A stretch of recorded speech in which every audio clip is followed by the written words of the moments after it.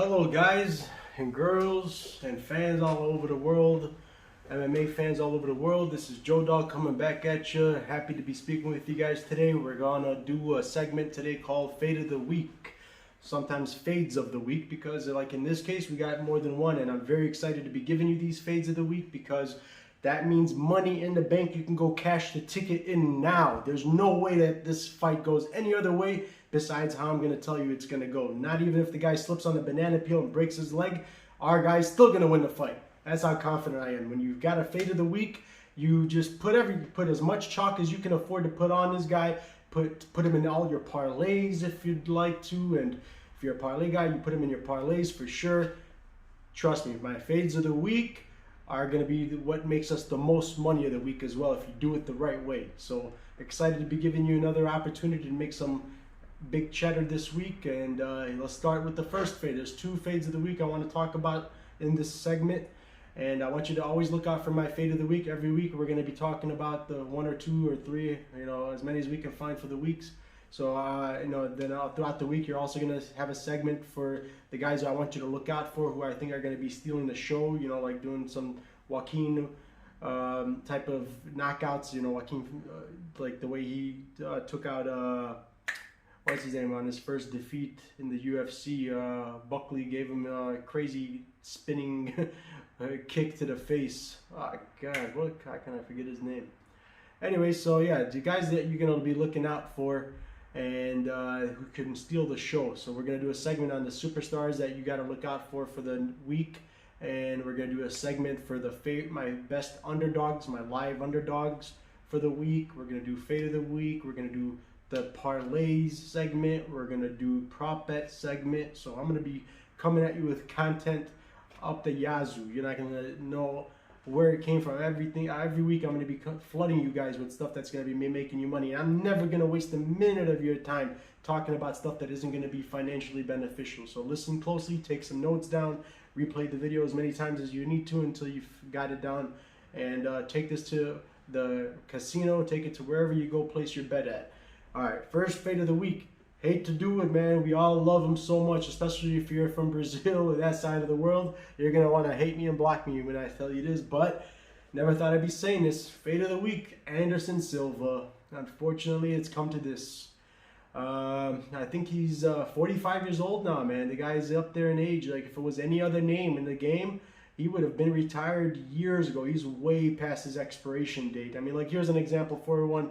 Donald Cerrone, okay? This guy went to war, back and forth, took this guy down with like 12 takedowns. No, it was like 6, 7 takedowns, maybe more actually. It was like 10 takedowns against Nico Price, who's a new upcomer. He's still on the rise. Young buck, young hungry lion. And he went to war with him like he was on his level, his age, his hunger. That he showed that he really, really still got it. Donald Cerrone went back and forth. It became a draw. I mean, although, it did get impacted because of the point that the referee took away. I don't think he should have taken away for an accidental eye poke, because it was a second warning, I guess. I see why I guess you could have it could have been justified. But anyways, regardless, it was a close. Whether it was a draw or not, you still had to say he put up a hell of a fight. All 3 rounds, it was razor close. And so that guy, after the fight, if you remember, Dana White went to the press conference and said, I'm going to have a talk with Cerrone and tell him that he may need to hang it up. Now, why would you tell Cerrone, who's going to wars back and forth with these young guys, that he's got to retire, but you're going to take a Silva who's way older, whose fights are not even close? Look what Cormier did to him. All 3 rounds was like 10-8 rounds. Look what Jared Cannonier did to him. It was like within the first minute of the first round, hurt him so bad the dude went into surgery. He hasn't been able to fight ever since. I mean, it's getting real bad when you have to play Mr. Potato Head. I mean, look what Weidman did to him. His leg was like a rubber duck.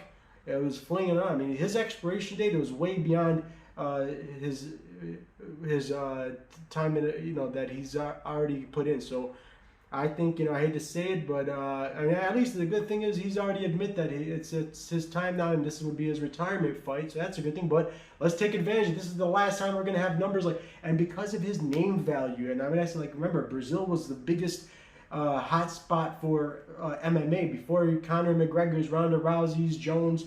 put UFC on the map. The only main fan base that they had was in Brazil. Like that was a huge place for their revenue. That's when the Fertitta brothers and them, before they ended up selling it, and they came up with all these new stars, and it became one of the biggest sports. But anyways, now with that name value, with that type of a following Silva has, and just the legacy that he holds, and being a legend in the sport, and as many fights as he's had, and the names he's gone against, that name value is what's making these numbers razor close. Like Uriah Hall is almost like at a pick'em right now. He's not even in the 200 range last time I checked. He was only -1 something. That's amazing. Silva should be a plus 500. When that's value, that's where you got to see the value here. You're getting a guy who should be a plus 500 at only a plus 100. You got to lay some chalk and take it. You don't see this happen too often because you don't have names too often that get overvalued when their odd makers are putting these in. It's not even the odd makers that are getting wrong. It's just the people who are pushing the numbers after the when you have value. For example, you got to jump on it. Joel Alvarez. Last week he opened up. Before as soon as the bets opened up at the casinos, he opened up the odd makers had it right. It was like a plus, and that's why it finished in one, a submission attempt. As soon as you got him on the ground, it was over. It was a mismatch. It got Joel Alvarez is a beast on the ground. You opened up as a -600, and by fight night it became a minus only 1 something. Like that's value. That's why if you look at my slips I posted from my last video, I had Joel Alvarez almost on every single one of my parlays. I don't just straight bet these guys based on the value, but I even put those into parlays because at that value, and then on the parlay, you're getting plus money on Joel Alvarez and Uriah Hall. You're getting big plus money. It's almost like you're betting on an underdog who has the chances of a big favor. You can't beat that. You got to take advantage of these things because they're not often. So here's I had to do it. My first fade of the week. Anderson Silva. Put as much chalk as you want on Uriah Hall. He slips on the banana and falls down on the first round, he's still going to win the fight. So there's no chance he's going to lose this fight, unfortunately. But anyways, remember, this is the same Uriah Hall that he beat Gegard Mousasi in the first round by TKO. He ground and pound, whatever. I remember referee had to stop the fight. He was just defenseless. Gegard Mousasi in his prime lost to Uriah Hall. This guy's like a champion in Bellator. I think he recently lost his belt, but he was a champion. This guy had, besides Rory McDonald, and now I think besides Rory McDonald, nobody really beat the guy. And he's going, speaking of, because I usually I do a segment on underdogs. Every week I want to do a segment on underdogs of the week that I want you to pick. And last week I was 3 for 3, and I even got them at plus money. Rachmanov, I got him at plus 135, not only parlayed him, and got some crazy money, like a $40 parlay ticket cashed in for $982. And also I put a straight bet on him because I got him at plus money, but fight night he was favored. He went from dog to favorite. That's the thing. So I'm going to talk to you guys about movements. I'm going to talk to you about, but in this week, because UFC actually got it right, the odd makers right, there's not any favor. Besides the Feely fight, I can't think of any fights where underdogs can prevail on this week. So, and I think Bryce Mitchell's even going to come in with the right game plan, and I don't want to fade him, so I definitely don't want to bet money on him. That's one of those that you may just want to sit back and maybe dog or pass, I guess. I don't know. We'll see.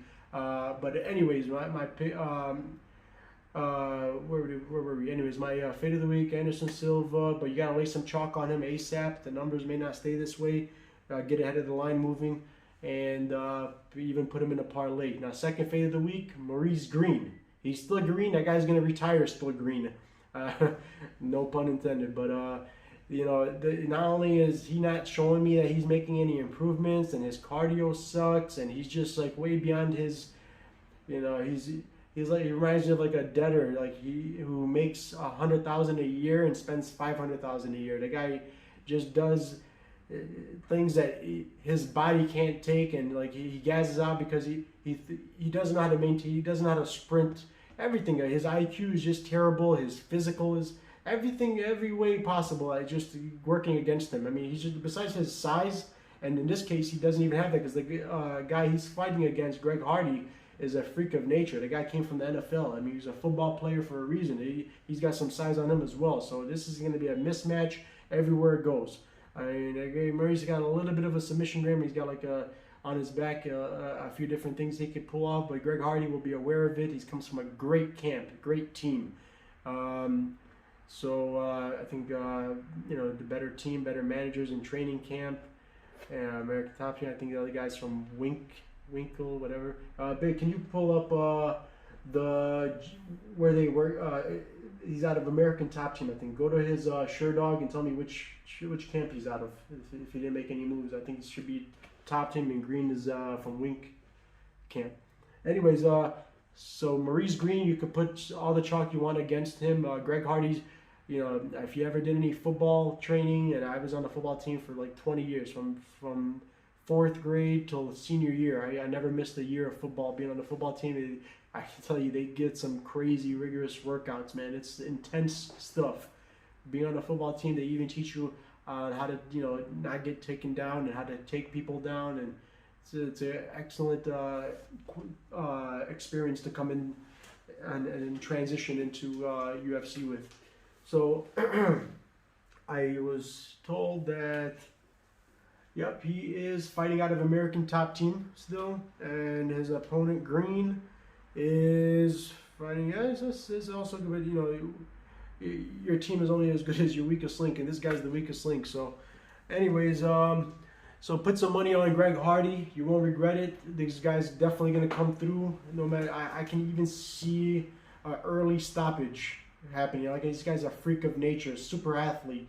He's impressing me. He's getting better and better after every fight. So, all right. What else can we talk about? After every video, I'm gonna give you, since I am known as I gotta live up to my reputation, the Parlay King. I want to give you guys an excellent parlay you can take to the casinos or wherever you guys go to do your stuff. One of them is going to be Hardy. Another one is Uriah Hall. Yanez, that guy impressed me a lot, especially in his Contender Series show or his early fights. I think he had some like highlight reel knockout. I can't remember who it was against, but anyways, Yanez is a beast. That's the guy I want you guys to look out for this week as well. So Strickland is, who's Yanez fighting against? Rodriguez, right? Oh yeah. So nothing to really be cautious about. The guy's got some power in his hands, but other than that, yeah, I mean, so this guy Yanez has proven to have a good chin. And he's got way better experience for better opponents that he's fought at a higher level. Yanez is a lock. Put him in the parlay. So we got Yanez, Uriah Hall, Strickland, and Hardy. These four, cash it in now. Tell your bookie, whoever it is, just pay me now. I ain't coming back and wasting gas. You're for sure to cash that ticket. And I got some other ones will be coming at you very soon. Put the reminders on. Please hit like, subscribe.